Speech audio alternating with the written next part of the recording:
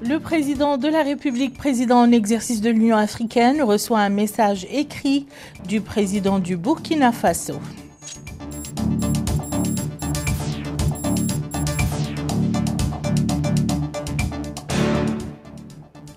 Le président de la République reçoit au palais présidentiel à Nouakchott les walis des 15 wilayas du pays.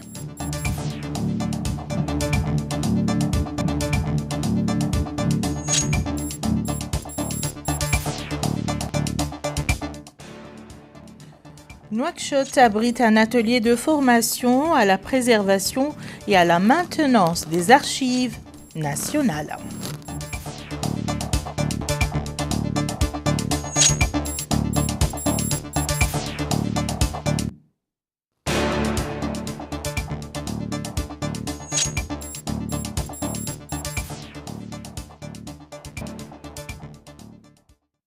« 21h30, Madame, Monsieur, bonsoir. Nous ouvrons ce journal par les activités du président de la République. Le président de la République, président en exercice de l'Union africaine, Monsieur Mohamed Ould Cheikh El Ghazouani, a reçu en audience aujourd'hui au palais présidentiel à Nouakchott le ministre burkinabé des Transports, Monsieur Émile Zerbo, qui lui a remis un message écrit du président du Burkina Faso, son Excellence le capitaine Ibrahim Traoré. L'audience s'est déroulée en présence du ministre chargé de cabinet du président de la République, M. Nani Ould Chrouqa, du ministre de l'Habitat, de l'Urbanisme et de l'Aménagement du Territoire, M. Mamadou Niang, et de M. Othman Tal et Sidi Ould Moulay Zein, tous deux conseillers à la présidence de la République.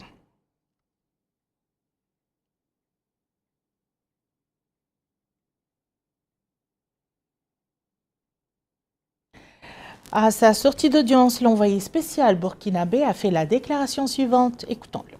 Je viens d'être reçu par son Excellence, le président de la République, et j'ai saisi cette occasion pour réitérer à l'endroit de son Excellence et à l'endroit de tout le peuple mauritanien mes vœux de reconnaissance pour l'hospitalité et la solidarité dont ils font montre à l'endroit de la délégation qui m'accompagne et moi-même.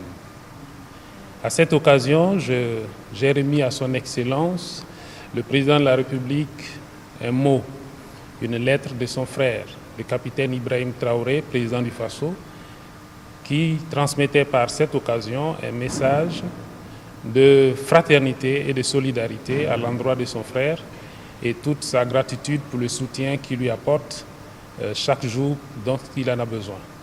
Voici de façon résumée la raison de ma présence ici et je réitère encore une fois toute ma reconnaissance au peuple mauritanien et à sa tête le président de la République pour la solidarité dont ils ont fait montre. Je vous remercie. Restons au palais présidentiel où le président de la République, M. Mohamed Ould Cheikh El Ghazouani, a rencontré aujourd'hui les walis des 15 wilayas du pays. La réunion s'est déroulée en présence du Premier ministre Mokhtar Ould Diaye, du ministre secrétaire général de la présidence de la République, Moulay Mohamed Laghdaf, du ministre chargé de cabinet de la présidence de la République, M. Nani Ould Chrouqa, du ministre conseiller à la présidence de la République, Mohamed Abdallah Othman, du ministre de l'Intérieur, de la décentralisation et du développement local, Mohamed Ahmed Mohamed Lamine, et du ministre délégué auprès du ministre de l'Intérieur, de la décentralisation et du développement local, chargé de la décentralisation et du développement local, Yacoub Ould Salim Val, et M. Zaïd Lahdan Ould Val, directeur des collectivités territoriales au ministère de l'Intérieur, de la décentralisation et du développement local.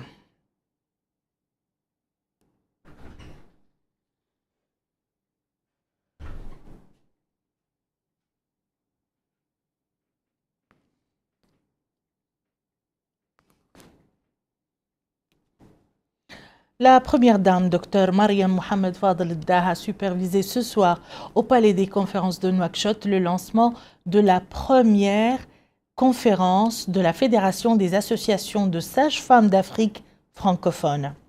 La conférence vise à intégrer les services de planification familiale, à unifier les efforts des sages-femmes et à contribuer efficacement à l'amélioration de la santé maternelle et infantile sur le continent africain, en plus de la mise en œuvre des programmes de santé à tous les niveaux dans les pays membres. Cette conférence rassemble des spécialistes dans le domaine de la santé maternelle et néonatale pour discuter des évolutions et des défis auxquels ce domaine est confronté.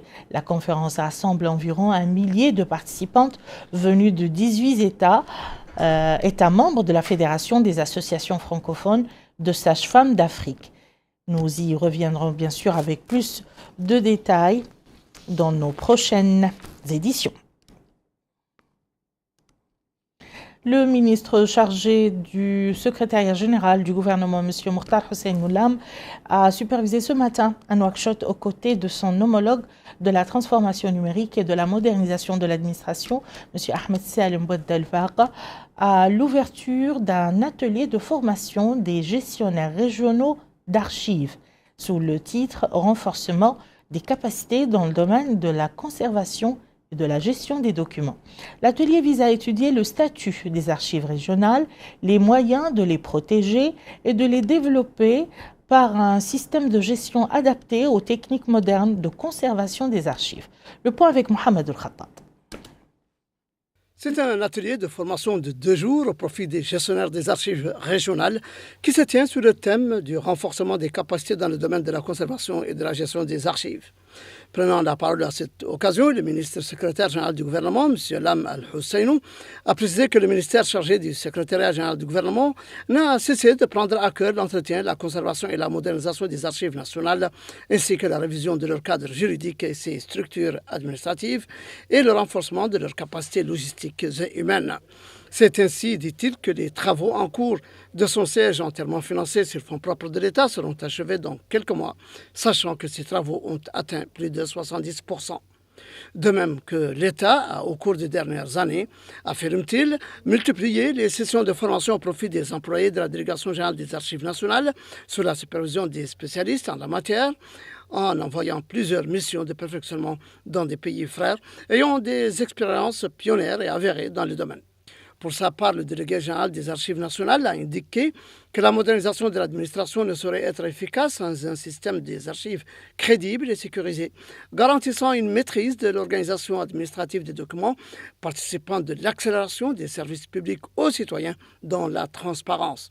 D'où, dit-il, la nécessité d'une formation du personnel pour accompagner l'évolution des technologies des archives.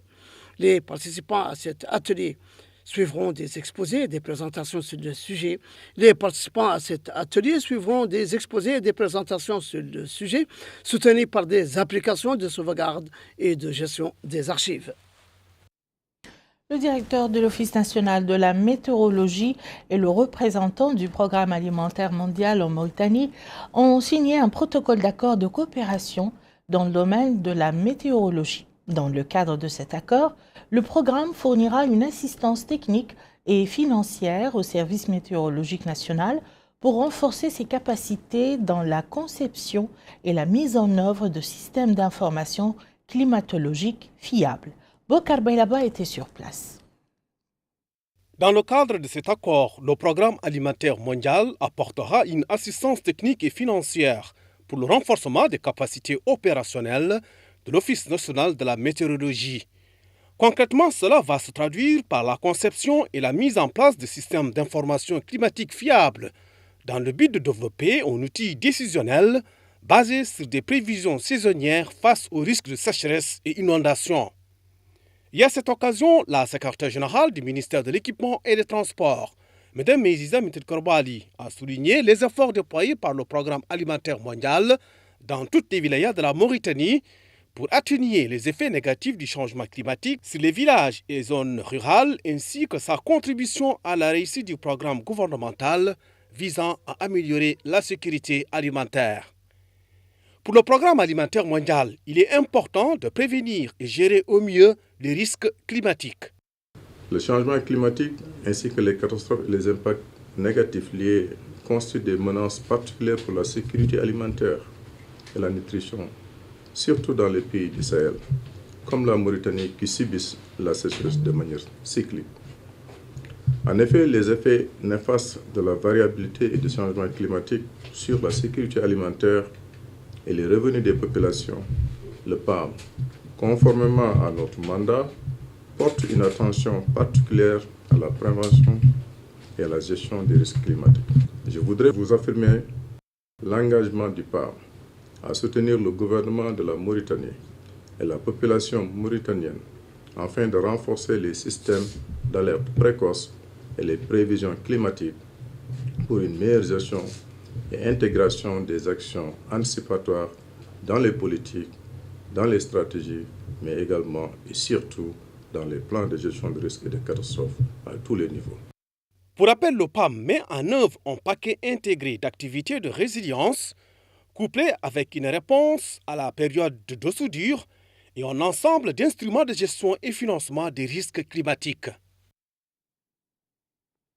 La Commission économique et sociale pour l'Asie occidentale et la Conférence des Nations unies pour le commerce et le développement ont lancé aujourd'hui à Nouakchott les travaux d'un atelier national sur les stratégies d'optimisation de la dette pour améliorer l'espace budgétaire.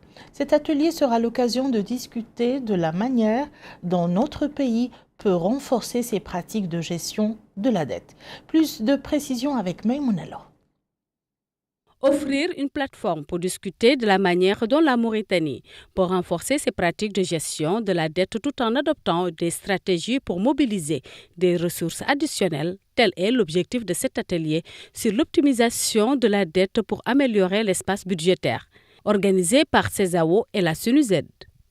Dans une allocution prononcée à cette occasion, le directeur de cabinet du ministère délégué auprès du ministre de l'Économie et des Finances chargé du budget, Mamadou Abdoulaye Diallo, a indiqué que cet atelier permet aux participants de bénéficier de l'expérience de la Commission économique et sociale pour l'Asie occidentale, CESAO, dans l'élaboration de stratégies de gestion de la dette et la capacité de mobiliser des financements pour le développement au service des objectifs nationaux dans les domaines du climat et du développement durable. Il a précisé que les négociations bilatérales avec le Koweït et l'Arabie saoudite permettant au pays d'atteindre une situation d'endettement à risque moyen a favorisé la réalisation d'un programme de développement économique et social tout en maintenant la viabilité de la dette à long et moyen terme. Quant à Mohamed El Mahtar, Mohamed El Hassan, directeur de la division Prospérité économique partagée à la CESAO, a soutenu que la rencontre permet d'aborder les aspects essentiels de l'amélioration de la stratégie d'optimisation de la dette, dans le but d'améliorer l'espace budgétaire nécessaire au financement des priorités de développement de la Mauritanie. Il s'est déclaré persuadé que les échanges seront fructueux et offriront des perspectives pour la conception des stratégies optimales en matière de gestion de la dette et de réforme fiscale pour le pays. De son côté, la coordinatrice résidente du système des Nations Unies, Lila Pierre-Terce Yahya, a indiqué que la Mauritanie a fait preuve de résilience. La Mauritanie se trouve à un moment charnière dans la gestion de sa dette et le développement de ses politiques publiques. Le pays a fait preuve d'une résilience notable face aux chocs économiques mondiaux, à la flambée des prix des produits de base et d'autres pressions macroéconomiques. Donc il faut vraiment féliciter cette Mauritanie. En 2022, comme le rapport le souligne, la dette de l'administration publique s'élevait à 49% de son PIB. Aujourd'hui, et je pense que c'est l'objet de la discussion, la Mauritanie, grâce aux efforts à la fois de la Banque centrale et du ministère de l'Économie et des Finances, ont fait d'énormes progrès par rapport à la gestion de cette dette extérieure. Et aujourd'hui, le FMI, nos collègues du FMI, la considèrent comme modérée. Cet atelier permet également une discussion en profondeur des outils d'analyse proposés et des recommandations en vue de l'amélioration de la qualité des données sur la dette et l'analyse de celle-ci pour améliorer la stratégie de son optimisation dans notre pays. Autre atelier, celui organisé par le ministère de l'Équipement et des Transports sur le processus d'ensemencement aérien dans notre pays afin de bénéficier de l'eau de pluie durant la saison hivernale cette année. Cet atelier vise à étudier les meilleures voies d'optimiser les eaux de pluie en raison de son importance dans l'élaboration et la réussite des plans et stratégies dans les domaines de l'eau. Moussa Ndiaye nous en dit plus. Participe à cet atelier qu'organise le ministère de l'Équipement et des Transports, plusieurs experts de la météorologie. L'objectif est de débattre tout sujet lié au changement climatique et sources durables de l'hydraulique. Dans son intervention, le conseiller technique chargé de la météorologie et de l'environnement au ministère de l'Équipement et des Transports, M. Mohamed El-Mokhtar Gawad Ahmed Bannan, a dit que cette rencontre est l'occasion pour prendre en considération les processus d'ensemencement pluvial et autres aspects techniques qui garantissent la sécurité de l'eau face au changement climatique. Quant au directeur de l'Office national de la météorologie, M. Mohamed Mahmoud Dembaba, a déclaré que la zone du Sahel en général et la Mauritanie en particulier ont connu plusieurs saisons de sécheresse au cours des dernières décennies, ce qui a, dit-il, donné des résultats négatifs face au développement local. Prenant la parole au nom du Centre national de la météorologie aux Émirats arabes unis, M. Ahmed El-Kamali a dit avoir réussi plusieurs tests en collaboration avec les services de la météorologie en Mauritanie, notamment dans les zones qui souffrent de pénurie d'eau, à l'est, au centre et au sud de la wilaya d'Itrarza. M. Ahmed El-Kamali espère renforcer cette collaboration avec ses collègues mauritaniens pour plus de résultats positifs dans ces domaines. Au programme de cet atelier, exposé et explication des différents experts qui participent à cet atelier. Ils espèrent obtenir des résultats qui permettront aux structures concernées de faire face aux catastrophes naturelles en évaluant leurs différentes opérations. Le réseau de communication administrative du ministère de l'Intérieur et de la promotion, de la décentralisation et du développement local a rapporté que les pluies ont enregistré au cours des dernières 24 heures sur certaines zones du pays, Bir Aouinat Sidr, dépendant de Oulienja, a enregistré 6 mm, soit la quantité la plus élevée, et la ville de Kifa a enregistré 1 mm, qui est la quantité la plus faible de ces pluies au cours de ces dernières 24 heures. La mairie de Dar Naïm a organisé hier soir une soirée de Medh à l'occasion de l'anniversaire de la naissance de notre prophète Mohammed, paix et salut sur lui. Toute la soirée a été marquée par des louanges du prophète en chant et en poème. Moussa Ndiaye. C'est pour célébrer la fête de Mawlid Nabawi Sharif et au soutien du prophète Mohammed, paix et salut sur lui, en date de ce jour, 16 septembre 2024, qui coïncide avec le 12 du mois de Rabi' al-Awwal de 1446 de l'Hégire, que la commune de Dar Naïm a organisé une soirée culturelle en présence des autorités administratives, élus locaux et habitants de la Muqata'a. Organisée en collaboration avec l'Union nationale de Meddah, Madame El-Khair Bint Benjak, maire adjointe de la commune de Dar Naïm, a dit dans son intervention que cette activité s'inscrit dans le cadre des festivités de la célébration de la naissance du prophète Mohammed, paix et salut sur lui.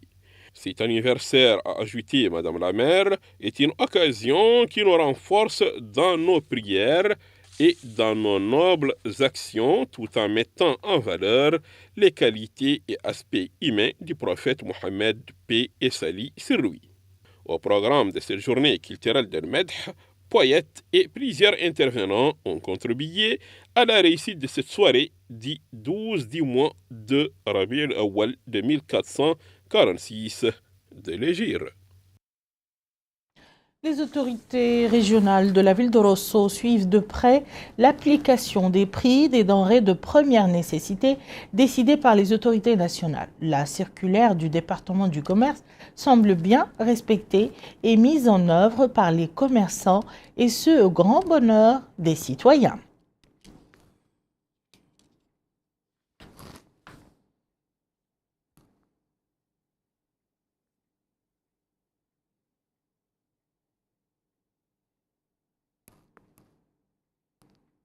Et écoutons à ce sujet M. Ba Alassane Amadou, délégué régional du ministère du Commerce et du Tourisme au Trarza.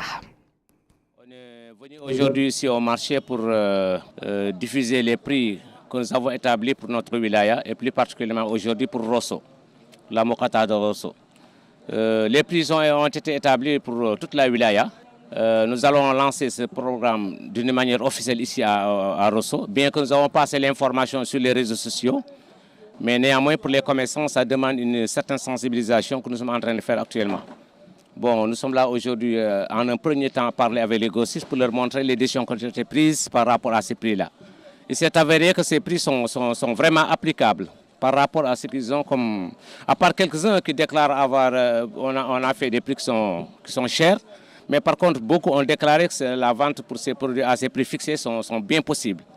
Et nous y croyons aussi parce que nous avons mené des enquêtes et par rapport à la proposition faite des prix en provenance de Nouakchott, nous avons rajouté le transport. Il s'est avéré que vraiment c'est des prix justes que nous avons bien évalués. À part quelques réajustements apportés par Dawali et tel que le riz, que nous avons jugé quand même que Rosso est un truc d'approvisionnement. Rosso, ils ont des usines de décortiquage. Ils approvisionnent en gros, ils approvisionnent vers Nouakchott. Donc ça, le riz, on a jugé nécessaire quand même de diminuer par rapport à Nouakchott. Ainsi prend fin ce journal. Je vous en rappelle les principales informations. Le président de la République, président en exercice de l'Union africaine, reçoit un message écrit du président du Faso.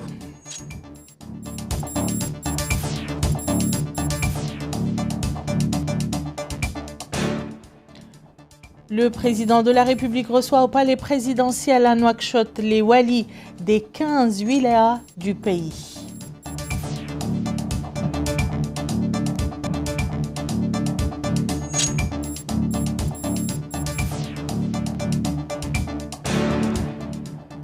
Nouakchott abrite un atelier de formation à la préservation et à la maintenance des archives nationales.